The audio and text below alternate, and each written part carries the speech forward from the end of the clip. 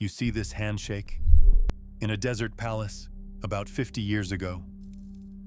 This moment, this arrangement, kicked off an invisible system that dictates the value of the dollar in your pocket. For decades, that system pretty much controlled the world. But now, that whole arrangement is being tested like never before. The system that defined half a century of money is starting to fracture.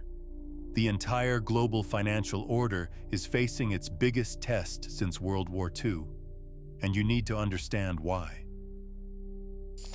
Okay, so to understand how we got here, we have to go back to 1971. At the time, the world's money system was built on something called the Bretton Woods Agreement. After World War II, a number of countries agreed to peg their currencies to the United States dollar. And the United States dollar was pegged to gold. In theory, any country could show up with a pile of dollars and swap them for actual physical gold. This whole setup made the dollar the undisputed king. But the United States had a problem. It was spending a lot of money, mostly on the Vietnam War, and it kept printing more and more dollars to pay for it. Other countries, especially France, watched this and grew nervous. They started showing up and demanding gold in exchange for their dollars, and America's gold reserves began to drain, and fast. President Nixon saw this happening.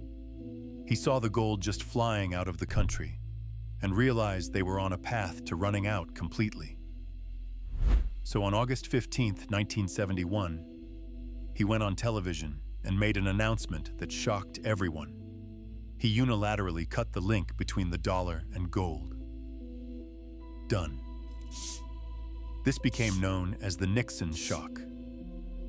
Overnight, the United States dollar became what is called a fiat currency, which is a fancy way of saying it was backed by nothing but the full faith and credit of the United States. And this created a giant crisis of confidence. If the dollar is not backed by gold, what is it backed by? Why should anyone on Earth still use it?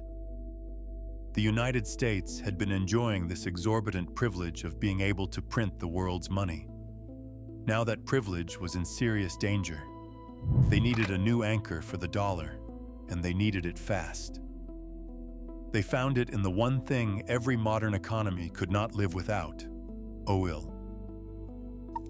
So in the early 1970s, the world was in the middle of a massive oil crisis.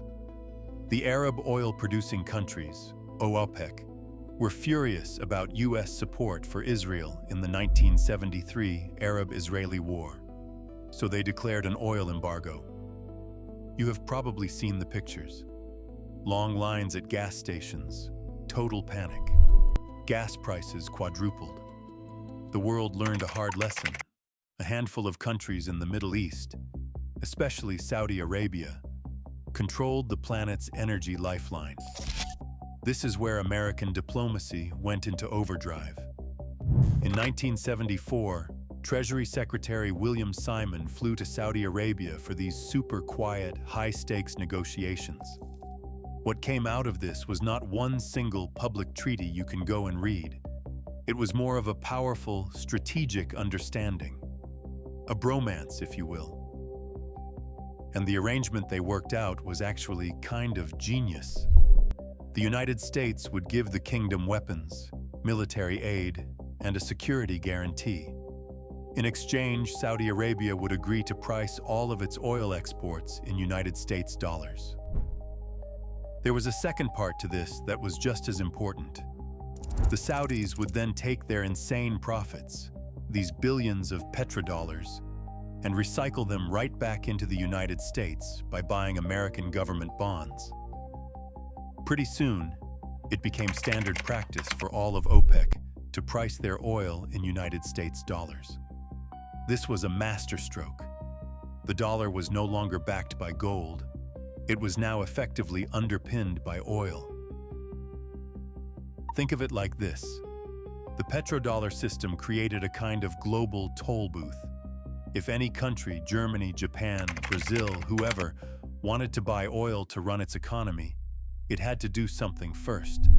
It had to go out and buy US dollars. That created a constant, massive, artificial demand for the dollar that had nothing to do with buying American-made stuff. It was just a mandatory step to get the energy you needed.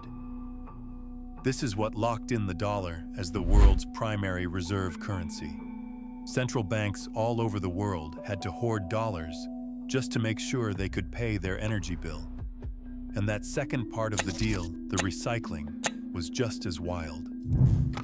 By loaning their oil money back to the US by buying its bonds, Saudi Arabia and other oil exporters were basically helping to finance America's budget deficits. This constant demand for US debt kept American interest rates lower than they should have been, letting the government and American citizens borrow money more cheaply. This was the invisible system. It let the US run huge trade deficits year after year, and for almost 50 years, this whole setup was the bedrock of American financial power. For decades, this whole petrodollar arrangement just hummed along in the background. It was not some secret conspiracy, but the full mechanics of it were not exactly advertised. For example, the full extent of Saudi Arabia's financial power was kept super quiet. It was not until 2016, after a Freedom of Information Act request from Bloomberg, that the US Treasury finally revealed more detailed figures on Saudi holdings of US debt, which had been pretty opaque for decades. Now, you've probably seen all the headlines claiming a 50-year petrodollar deal officially expired in June 2024. And that's not really what happened. The reality is a lot more complicated. There was not some single treaty with a 50-year countdown clock that just hit zero. What actually ended was a joint US-Saudi Commission for Economic Cooperation. But the symbolism of that date is huge, because it is happening right as Saudi Arabia is starting to act way less like a client state. The kingdom is now openly exploring the idea of selling its oil in other currencies, like the Chinese yuan. This is the big reveal. The foundational bargain of the whole system, exclusivity for security, is fraying.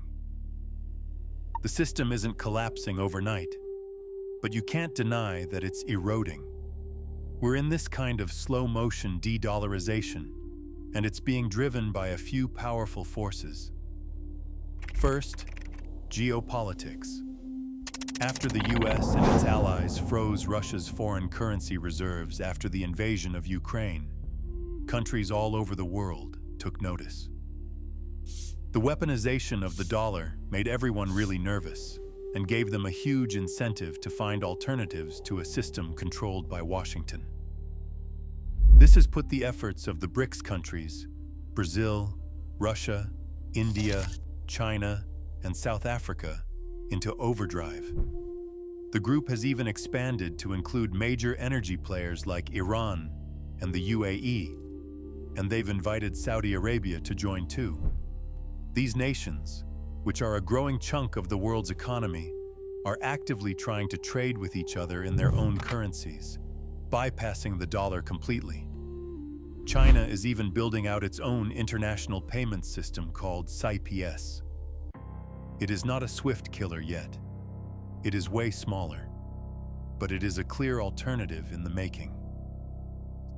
Second, the anchor of the system itself, Saudi Arabia, is playing all sides now. The kingdom is strengthening its ties with China. It is cozying up to BRICS, and it is openly talking about trade outside the dollar. This does not mean it will abandon the dollar tomorrow, but that exclusive arrangement from the 1970s is clearly over. Finally, there is the long-term trend of the energy transition. As the world slowly moves toward renewables and electric vehicles, the one commodity that underpins this whole system, oil, is going to gradually become less important. A world less dependent on oil is a world less dependent on the dollar. Now, the dollar still dominates global finance, but its share of global reserves has slid from over 70% around the year 2000 to somewhere in the high 50% range today. The trend is clear. We are moving from a unipolar financial world to a multipolar one. The deal that was struck back in the 1970s was a brilliant, almost desperate response to a crisis. It replaced gold with oil as the foundation of the dollar's power and locked in a system that defined the global economy for 2 generations. It gave the United States immense financial power. But today, that system is being challenged from all sides. The alliances that held it up are shifting. New economic powers are creating new options. The very commodity it was all built on is facing an existential transition. The invisible system is not invisible anymore. You can start to see the cracks, and as it becomes more visible, it becomes more contested. We are living through the greatest test of the global financial order since World War II. The final chapter of this story has not been written yet.